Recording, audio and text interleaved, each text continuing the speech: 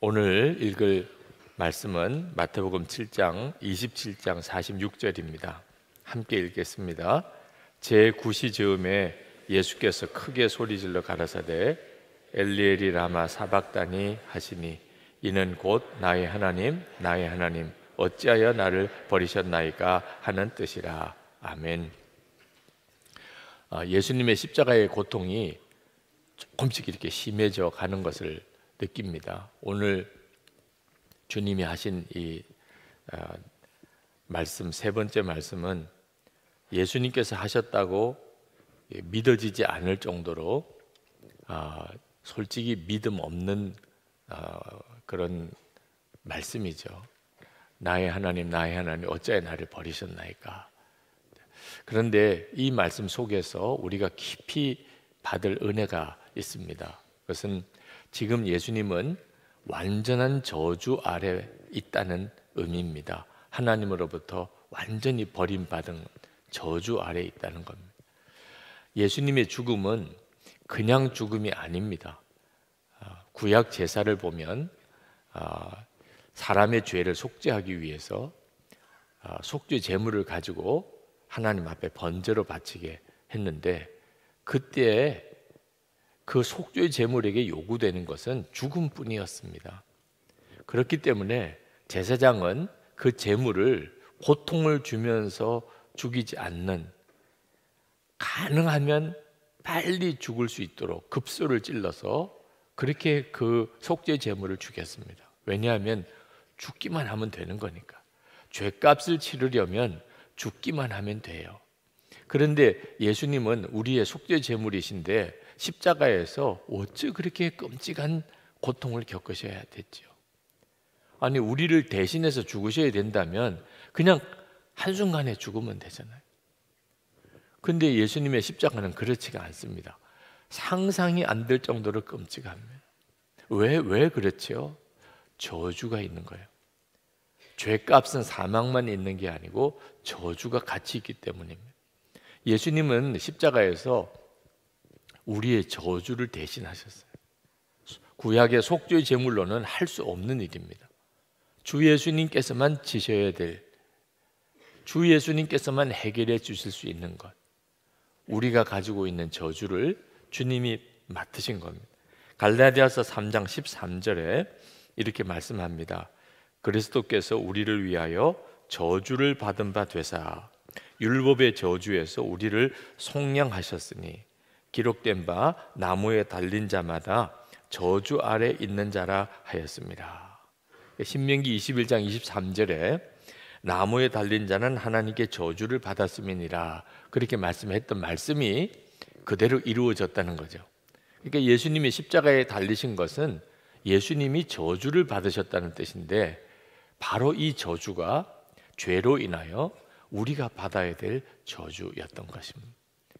그러니까 죄값만 치르는 게 아니고 우리의 저주까지 다 떠안으셨던 그 고백이 바로 나의 하나님 나의 하나님 어찌하여 나를 버리시나이까 라고 하는 이 절규입니다. 우리가 받은 저주가 여러 가지로 설명할 수가 있습니다. 죄의 종노릇 하는 거, 마귀 종노릇 하는 거, 평생 질병이나 고통 속에서 신음하고 사는 거, 그러다가 비참하게 죽어서 영원한 지옥에 가는 것. 우리만 그런가요?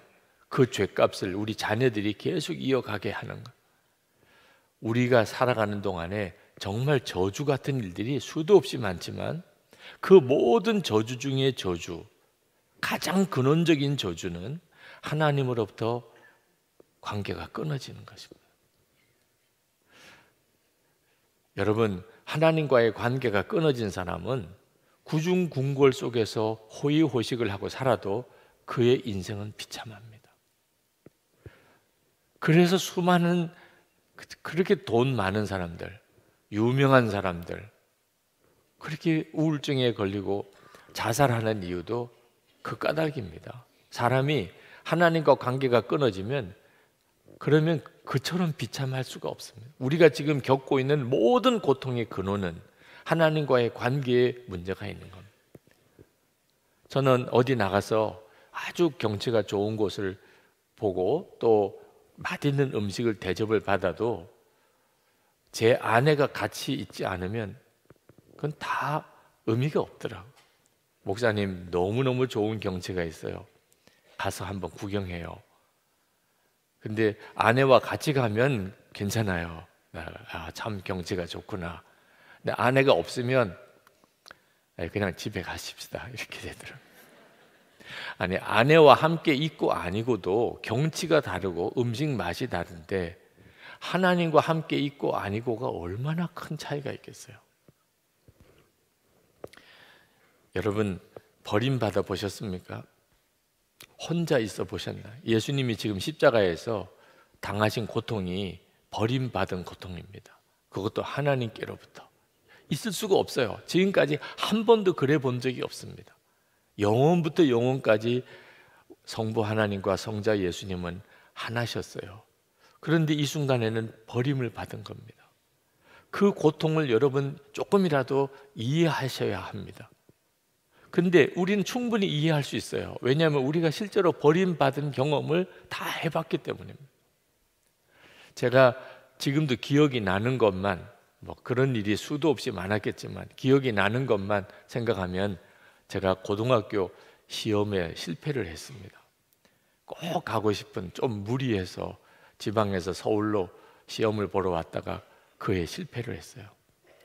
학원에 가서 재수를 해서 대학 들어가야 되겠다, 고등학교 들어가야 되겠다 그랬는데 그만 제비뽑기 입시로 바뀌는 바람에 할 수 없이 학원 다니다가 그냥 부산으로 내려갔습니다.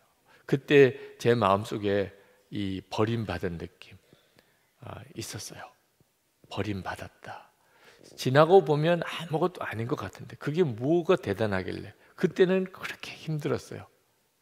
제가 군목 훈련 받다가 다리가 다쳐서 돌아왔는데 갈 데가 없어요. 가서 섬길 교회가 없어요.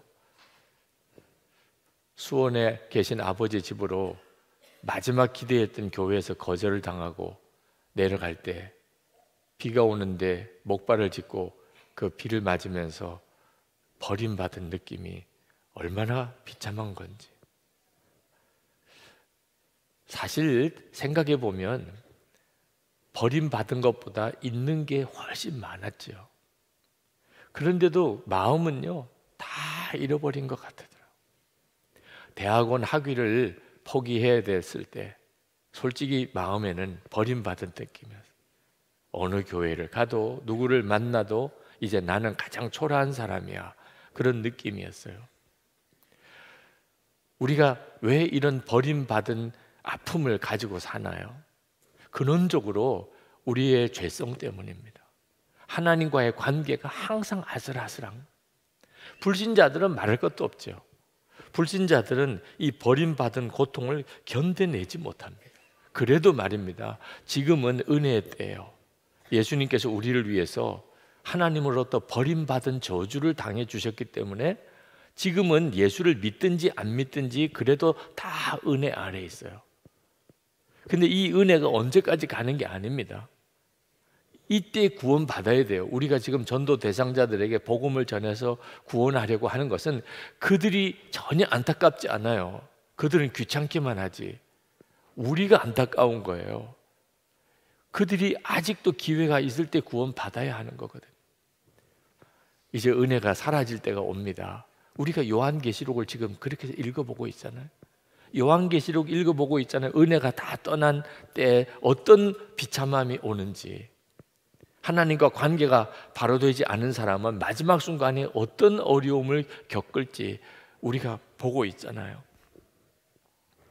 하나님과의 관계가 끊어진 사람, 이 버림받은 고통을 사람들이 얼마나 비참하게 겪고 있는지 모릅니다. 여기에 예수님의 이 저주가, 받으신 이 저주가 있는 겁니다. 버림받은 그 고통, 근원적으로 하나님과의 관계가 끊어진 고통, 그것을 주님이 십자가에서 지금 스스로가 짊어지시고 계신 겁니다. 그러니까 예수님께서 나의 하나님, 나의 하나님, 어찌하여 나를 버리시나이까? 라고 이렇게 절규하시는 것은 곧 내가 그렇게 절규하는 그 절규를 주님이 대신하시는 거예요. 그러니 여러분, 예수님이 하신 이 절규 속에 여러분의 절규를 아셔야 하는 겁니다. 여러분이 그럴 수밖에 없는 운명이었어요. 하나님, 나 버리십니까? 하나님, 나 버리셨군요. 우리가 다 그렇게 될 사람이라는 겁니다. 그렇게 우리는 지옥으로 떨어집니다. 거기는 더 이상 은혜가 없어요. 지금은요, 엄청난 은혜 속에 삽니다. 지금은 지옥을 경험할래야 경험할 수도, 상상할래야 상상할 수도 없어요. 지금 내 처지가 지옥 같다, 몰라서 하는 이야기예요. 그래도 은혜가 얼마나 많은지. 그런데 진짜 은혜가 다 사라진 그게 지옥인데, 그때 내 입에서 나오는 절규가 하나님이 나를 버리셨구나, 그거예요. 그 저주를 주님이 지신 겁니다. 주님이 그 저주를 져주셨기 때문에 예수 그리스도 안에서 우리에게는 더 이상 버림받지 않는 은혜를 누리는 거예요. 저도, 여러분도. 여러분이 이번 십자가의 은혜를 진짜 받으면, 그러면 버림받지 않는다. 나는 절대 이제 버림받지 않는다. 어떤 일이 있어도 나는 버림받지 않아 라고 하는 확신이 옵니다. 그 십자가를 통과한 사람이에요. 그냥 십자가를 바라보기만 한 사람은 여전히 그 버림받을 것에 대한 두려움, 버림받은 고통에 대해서 해결이 안 됩니다. 그래서 오늘 이 새벽에 여러분이 나의 하나님, 나의 하나님, 어찌하여 나를 버리시나이까, 이 말씀으로 주님을 만나기를 원하는 겁니다. 그냥 설교만 듣고 가면 안 됩니다. 이 말씀은 여러분이 정말 만나야 할 그 말씀입니다.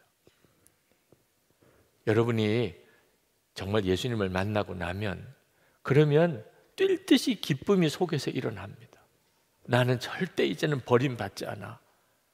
왜? 예수님이 내 안에 오셨으니까. 그러니까 이제는 누가 나를 버려도 나는 언제나 주님과는 같이 있는 거예요. 세상에 주님보다도 더 든든한 분이 어디 있어요? 그 주님은 항상 나를 버리지 않고 떠나지 않으세요. 십자가에서 내 저주를 대신 지셨으니까. 그러니 정말 감사하고 감사하리. 어떤 형편이든지 어떤 상황이든지 기쁘고 감사해요. 주님이 절대 나를 떠나지 않으시니까. 내 안에 이미 오셨으니까. 존 뉴턴이 노예 상인이었잖아요. 그가 목사가 됐습니다. 말년에 그가 고백하기를, 나는 다 잊어버렸는데 기억이 안 나. 지금 나이가 들면 그렇죠.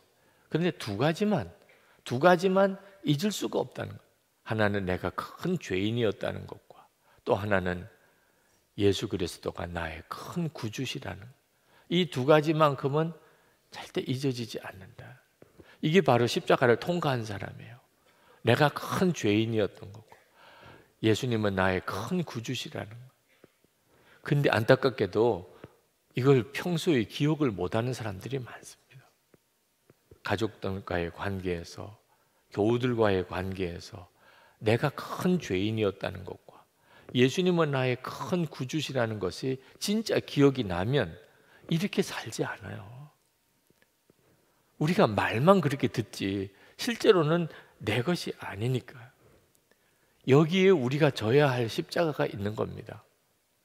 여러분, 우리가 진짜 주님 앞에서 내가 버림받은 저주가 떠났어요. 이제는 하나님과 나 사이에는 항상 충만해요. 이 사실을 여러분이 진짜 믿었다면, 그렇다면 여러분도 여러분 주변에 버림받은 고통을 겪고 있는 사람, 정말 누구도 함께 하지 않는 그런 외로운 사람들을 위로자가 되어줘야 되고 버팀목이 되어줘야 되는 사명을 가진 겁니다. 내가 진짜 그런 은혜를 받았다면, 그러면 나도 내 옆에 버림받은 고통과 슬픔을 가진 사람을 붙들어 줘야 돼요. 그게 우리가 져야 할 십자가입니다. 척 콜슨이 쓴 누가 하나님을 대변할 것인가 라는 책에 미국의 대법관인 윌리엄 본 트레이저의 이야기가 나옵니다. 그가 늦게 예수를 믿었어요. 그러나 아주 깊은 은혜를 받았습니다. 정말 주님의 십자가의 은혜에 완전히 빠져 있었습니다. 근데 그때 그가 한 사람의 재판을 했는데 해리 팔머라고 굉장히 죄질이 안 좋은 사람이었어요. 근데 재판을 하면서 그 해리 팔머를 이렇게 만나서 이야기를 들어보니까 사람이 완전히 거듭난 사람, 교도소에서 예수를 믿어도 온전히 거듭났어요. 사람이 어떤 사람인지 이렇게 만나서 이야기를 해보면 알잖아요. 완전히 거듭났어요. 죄는 엄청난 죄를 지었어요. 고민이 되는 겁니다. 이 사람의 죄를 법적으로 판정을 하면 10년형은 이상은 가야 됩니다. 그런데 10년 이상 교도소에 넣었다가는 지금 이 사람의 믿음을 온전히 지킬 보장이 없어요. 완전히 다시 옛날로 돌아갈 것 같아요. 이 교도소에서 건져내야 되는데 죄는 10년형을 지었습니다. 고민하고 기도하고 금식을 했습니다. 어떻게 해야 됩니까, 하나님? 그리고 판정을 내리기를 1년형 판정을. 난리가 났습니다. 막 조사가 들어오기 시작했습니다. 대법관직을 사임했습니다. 그 책임을 스스로 지고 미국 대법관직은 종신직입니다. 미국에서 가장 존경받는 사람입니다. 근데 그 직을 스스로 사임했습니다. 1년 해리 팔머가 1년 복역이 끝나고 출소하는 날, 이 트레이저 판사가 그 교도소 앞에 가서 기다렸습니다. 그 해리 팔머가 교도소 문을 열고 나오는데 트레이저 판사가 기다리고 있는 거예요. 그 앞에서 이 해리 팔머가 무릎을 꿇고 이렇게는 안 하셔도 되는데, 그러면서 울었어요. 그때 이 트레이저 판사가 무슨 말을 하십니까? 무슨 말을 그렇게 하세요? 하나님이 나에게 베푸신 은혜 생각하면 이건 바닷물에 시냇물도 안 됩니다. 하나님이 내게 베푸신 은혜, 완전히 버림받을 수밖에 없는 나를 주님이 그 저주를 대신 지시고 그리고 나를 구원하신 주님의 은혜 생각하면 내가 당신에게 행한 것은 이건 태평양 바다에 시냇물도 안 된다. 이것이 우리가 살아가도록 하나님이 하신 거예요. 그냥 단순히 우리를 외로움에서 버림받음에서 우리를 건져내신 것만 아닙니다. 이제는 우리도 서로 외롭고 힘들고 고통당하는 사람의 위로자가 되고 그리고 버팀목이 되어주고 그렇게 하라는 거예요. 그게 우리에게 얼마나 큰 복인지 모릅니다. 실제로 이렇게 주변 사람들을 보면 겉으로는 멀쩡해도 다 속에는 버림받은 아픔, 버림받을까 하는 두려움이 다 있습니다. 제가 목회하면서 많은 교인들을 이렇게 만나봤는데 깨달은 것이 있어요. 행복한 사람이 있더라고요. 신기한 일이에요. 행복한 사람이 있어요. 네. 정말 이상한 사람이에요. 네. 행복한 사람이 있더라니까. 물론 뭐 극소수예요. 극소수. 주님 안에서 정말 행복을 누리는 사람도 있긴 해요. 그런데 대부분은 마음속에 버림받은 아픔, 버림받을 것 같은 두려움이 다 있어요. 그런 마음의 상처들을 가지고 살아요. 여러분, 그 사실을 여러분이 분명히 명심해야 됩니다. 만나서 이야기해보면 나중에는 정말 함께 울어주지 않으면 안 될 사정들을 다 가지고 있어요. 버림받은 저주에서 우리가 구원받은 것은 우리가 서로에게 역시 똑같은 십자가를 져주라는 위로자가 있다. 당신의 슬픔을 들어줄 사람이 있다. 여러분, 교회가 왜 좋아요? 거기는 기다려주는 사람이 있어요. 거기는 가서 만나줄 사람이 있어요. 내가 어떤 사람이든지 간에 나와 대화해 줄 사람이 있어요. 나를 위해 기도해 줄 사람이 있어요. 내 이야기를 들어주고 같이 울어줄 사람이 있어요. 그런 교회가 있어요. 그러니까 교회가 좋은 거죠. 우리가 이런 교회를 만들어야 합니다. 저주에서 벗어난 사람, 그 사람만 그렇게 해줄 수 있는 겁니다. 버림받은 고통에서 벗어난 사람, 진짜 이제는 버림받을 것에 대한 두려움에서 완전히 벗어난 사람, 예수 믿는 사람이죠. 예수님이 그 저주를 다 맡으셨으니까. 그런 사람만 다른 사람을 도와줄 수 있어요. 여러분, 우리가 내가 영적으로 어느 정도로 충만한지는 다른 사람과의 관계에서 드러납니다. 어느 목사님이라고는 제가 이야기를 안 하겠는데 우리 부목사님 설교 때 그런 이야기 하셨어요. 자기가 얼마나 주님과 친밀한 상태에 있는지를 아내가 안다는 거예요. 사모님이 안다는 거예요. 사모님이 이야기하더래요. 당신이 주님과 친밀한지 아닌지는 아이들을 대하는 태도를 보면 안 되는 거예요. 당신이 아이들을 정말 따뜻하게 대해주고 사랑스럽게 대해주면 당신은 진짜 충만한 상태. 근데 당신이 아이들에게 짜증내고 막 야단치고 하는 거 보면 당신은 완전히 영적으로 문제가 있는 상태라. 똑같아요. 우리가 주님과의 정말 깊은 은혜 안에 있으면, 내 저주 받으신 주님 그 은혜를 정말 누리고 살면, 그러면 내 옆에 있는 외로운 사람, 버림받은 사람을 품어주게 돼요. 남 돕기는커녕 스스로도 외로움에 무너질 때가 많은 것이 우리들의 지금의 솔직한 현실입니다. 그러니까 여러분, 주님과 동행하는 훈련을 계속 해야 합니다. 단순히 그저 예수님이 내 저주를 다 맡아주셨다, 그건 교리 지식으로 끝날 수 있어요. 근데 우리에게 진짜 필요한 것은 정말 나의 외로움을, 나의 버림받은 고통을 다 주님이 져주셨다면, 그러면 주님이 나와 실제로 함께 하셔야 맞죠. 그걸 어떻게 지식만으로 해결할 수 있겠어요? 지식이 내게 기쁨을 주지 못합니다. 그 주님이 진짜 나와 같이 계신, 그래서 주님과 온전히 동행하는 훈련을 하는 거예요. 여러분, 알기는 다 알지만 이제는 하나님이 나를 더 이상 버리지 않으셔. 나를 절대로 포기하지 않으셔. 알기는 다 알지만 그만 내 문제에서 내 스스로가 무너질 때가 수도 없이 옵니다. 어느 목사님이 5살 된 딸, 그렇게 이쁘고 사랑해주고 하던 딸, 어느 날 집에 들어갔더니 달려 나오면서 아빠한테 할 이야기가 있어. 그러면서 귀를 잡아당기더래. 그래서 무슨 이야기인가? 그 5살 된 딸아이가 아빠한테 할 이야기가 있다고 귀를 잡아당기면 아빠는 어떤 느낌이에요? 그보다도 기쁠 일이 없죠. 무슨 이야기야? 그랬더니 아빠 귀에다 대고, 아빠 솔직하게 내가 아빠한테 하고 싶은 이야기가 있어. 나 아빠보다 엄마가 더 좋아. 그러고는 가더래요. 순간에 내가 지금 무슨 말을 들었나 싶더래요.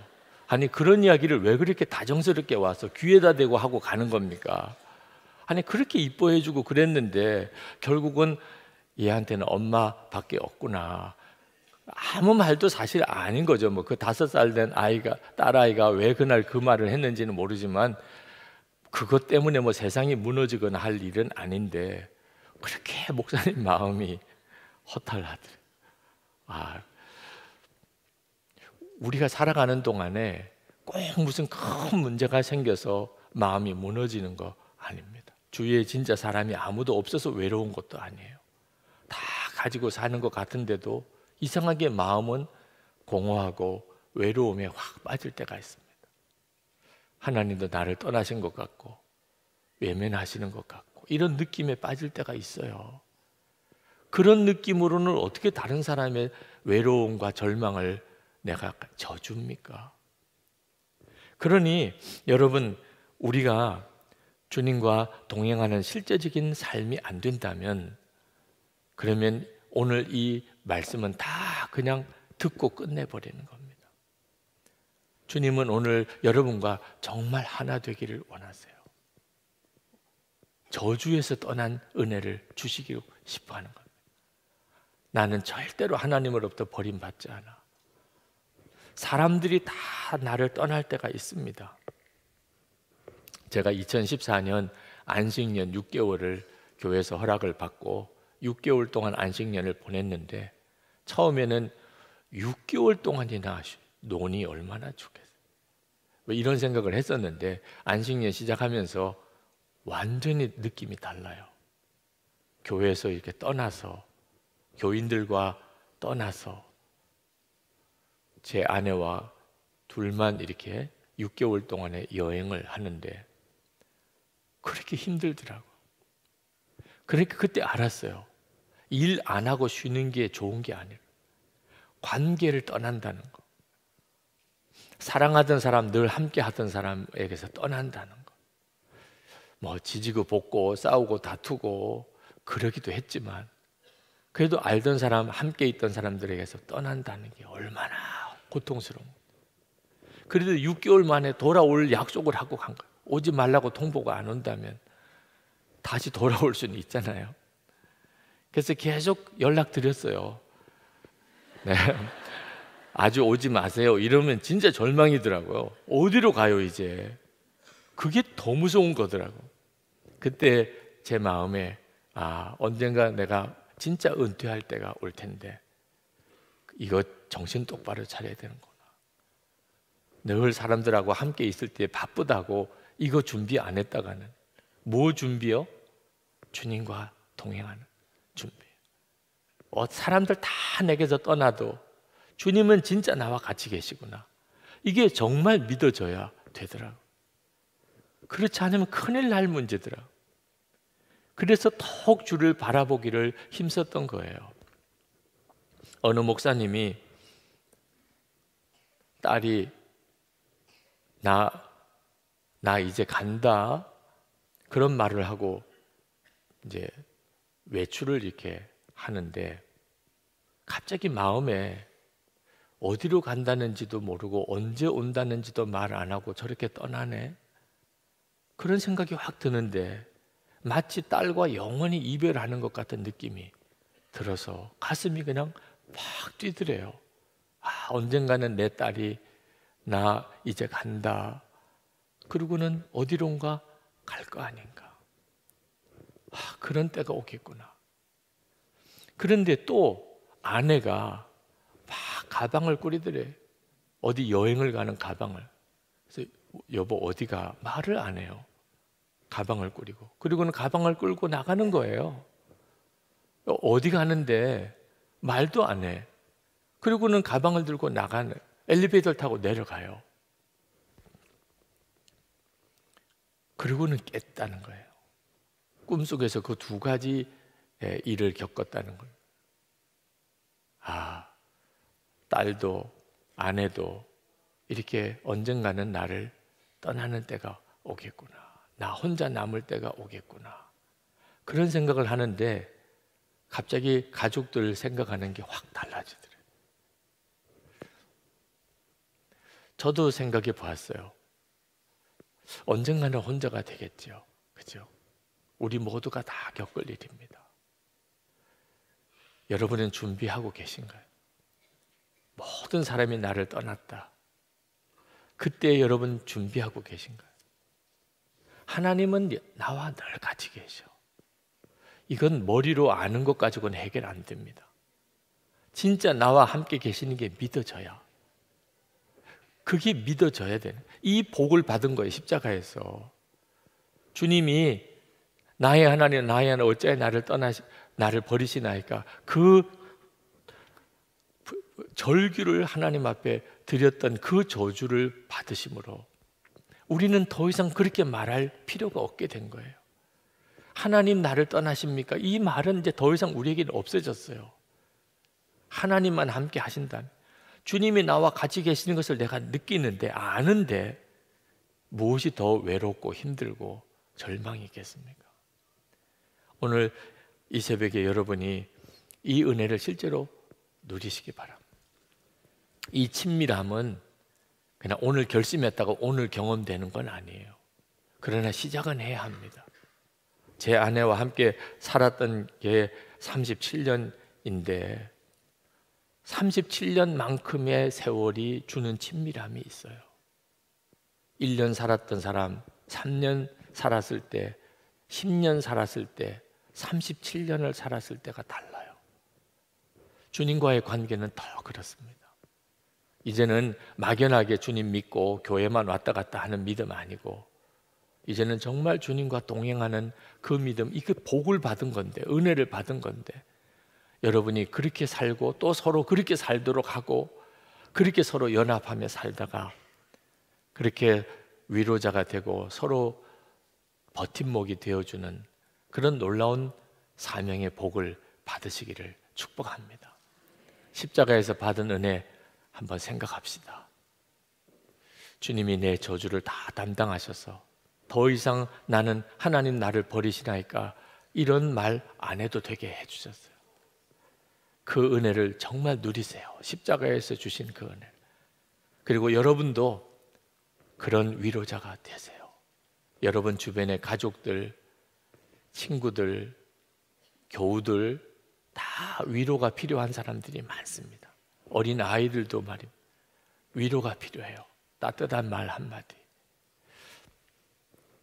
이 시간에 찬송 십자가 그 위에 나 죽었네 찬송 부르시고 자유롭게 기도하실 때, 통성으로 기도할 때 강단에 나오셔서 기도하실 분들 기도하시고 주의 은혜를 깊이 경험하고 가시기를 축복합니다.